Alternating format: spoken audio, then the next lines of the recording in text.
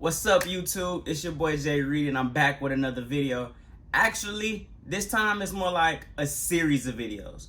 I'm going to give you guys a comprehensive step-by-step list of how to buy a house in 2020. And on top of that, I'm going to break down every step that I talk about in this video in depth in a future video. So if y'all like something like that, make sure you subscribe so you do not miss a single piece of content. Now, without further ado, let's jump into it.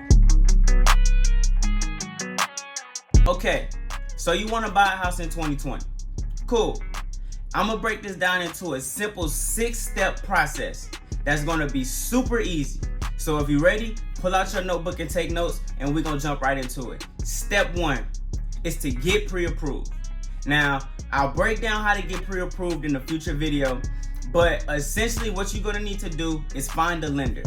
Reach out to every bank that you know, every mortgage company.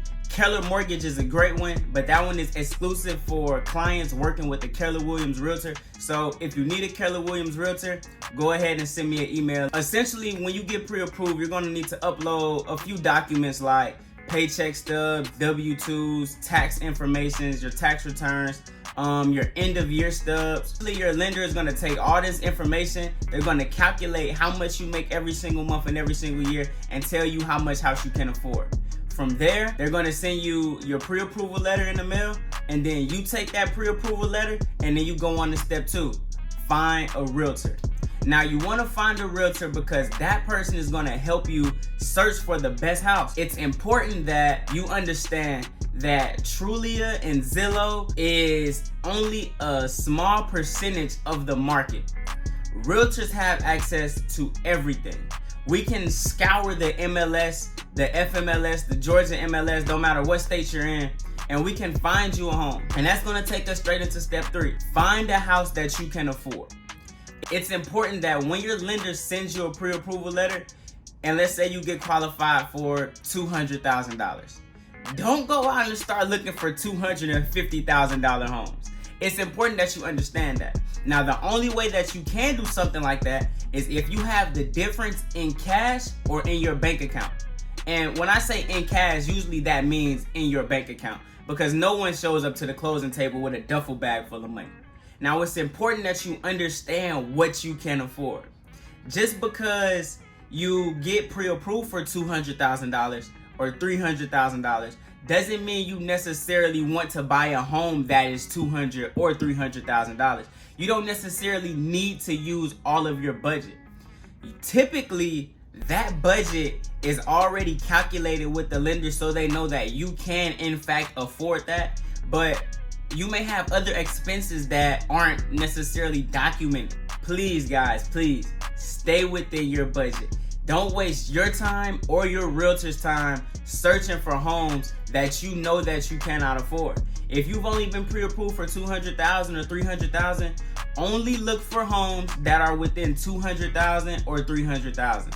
Typically, your realtor will ask to see your pre-approval before they even take you out and start searching for homes. And that's just to save themselves time. Why would we just go off of word of mouth? People lie. It's unfortunate, but people lie. So if I'm working with you as a client and I'm your realtor and you're my client and you tell me that you want a $300,000 house, you want to look for $300,000 houses, and then we get all the way to the next step I'm going to talk about, and we submit an offer, you send me your pre-approval letter that says you can only afford a $200,000 house. That's the biggest waste of time, unless you can show me some bank statements that say you got the difference of $100,000 in your bank account. So essentially, that's what step 4 is. You want to go ahead and submit the offer. Now, here is where the realtor comes in the most. How would you like, as a client, to be wanting to find a home? You're going through the process, you packing up all your stuff, you move out, and then you got to go and type a 20-page contract. Doesn't sound fun, right?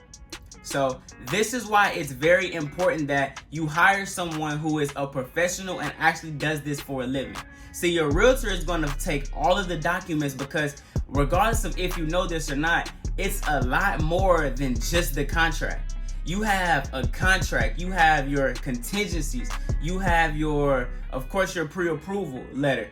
You have to have your community association disclosures, all of your other disclosures, and there's a myriad of other documents and forms that need to be submitted.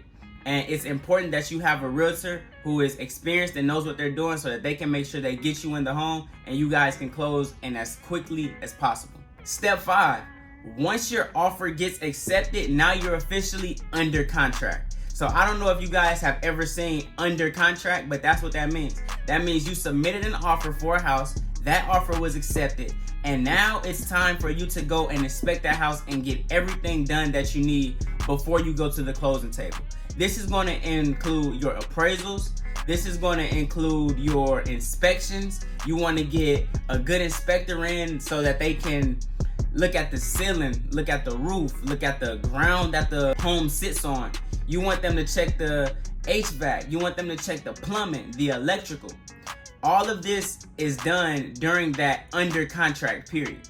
So it's very important that, again, you have a good realtor so that they can put you in contact with really good inspectors who can get these things done quickly, because you're going to have what's called a due diligence period.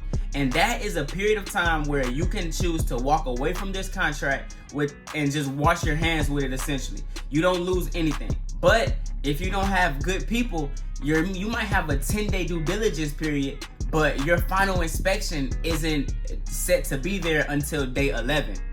And if that isn't good, because if they find something that you don't like, then you won't actually be able to walk away with it. You will always be able to walk away from the contract, but we have what's called earnest money, which I'll talk about in another video, but it's essentially like a deposit. You pay a deposit, usually 1 to 3% of the home up front, just to secure it, just to let the seller know that you're serious about this. So if you walk away after the due diligence period, the buyer can lose their earnest money, which in some cases is a significant amount of money. That's step 5. It's just all of your inspections, your due diligence period, and just everything that you need to do before you get to the closing table. Now, the 6th step and the final step when it comes to buying a house is to show up to the closing table ready to purchase. You have to show up with all of the money that you need for your down payment, your closing costs. Your realtor will be there because for some documents you need a witness. Your closing attorney will be there. And typically this is done in a location that is decided by either the buyer or the seller. Typically it's at an attorney's office. It may be at the realtor's office. This is the big day. This is the day that you actually sign your name on that dotted line and you get the keys to your brand new home. So hopefully you guys enjoyed this video. If you enjoyed it, be sure to subscribe so that you can see the newest content that I upload. Give this video a thumbs up and share it with anyone who you think may want to buy a house in 2020 or thereafter. Hope you guys enjoyed it and see you on the next one. Peace.